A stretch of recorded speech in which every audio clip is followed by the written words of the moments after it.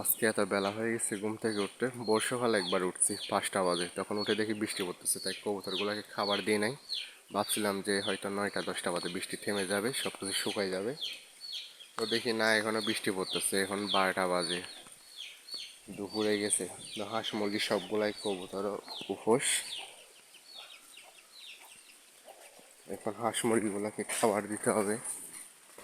তো বৃষ্টি পড়ে উঠানে পানি উঠে গেছে এবং বিলের মধ্যেও পানি একদম ভরপুর, নদীর মতো হয়ে গেছে। হাঁসগুলো এখানে চড়ে বেড়াচ্ছে, আর হাঁসের বাচ্চাগুলো তো আমার পিছন পিছন আছেই।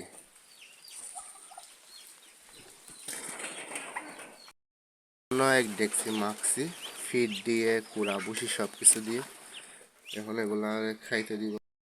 আমার আরো সব থেকে বেশি আনন্দ লাগতেছে যে বাসায় সব দেখে শুধু ডিম আর ডিম। রাত্রে বাসায় এসে দেখি কুয়ারের ভিতর আমার চীনা হাঁসটাও ডিম পাড়ে রাখছে।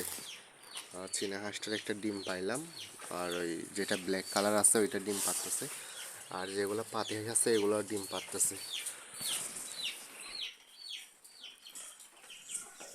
আর কালকে যেটা নতুন কবুতর নিয়ে আসছি এটা এখানে বেঁধে রাখছি, কারণ এটা এখনো জোড়া টোড়া নিচ্ছে না, ভয় পাইছে অনেক। তো এটারও খাবার দিলাম। শীত দিনে এত বেশি বেজার লাগে যে হাঁস মুরগিগুলোকেও খাবার দেওয়ার জায়গা থাকে না। তো এদিকে চিপার মধ্যে দিছি, মুরগি খাচ্ছে, হাঁসগুলা এদিকে চিপা দিয়ে ঢুকতে ভয় পাচ্ছে।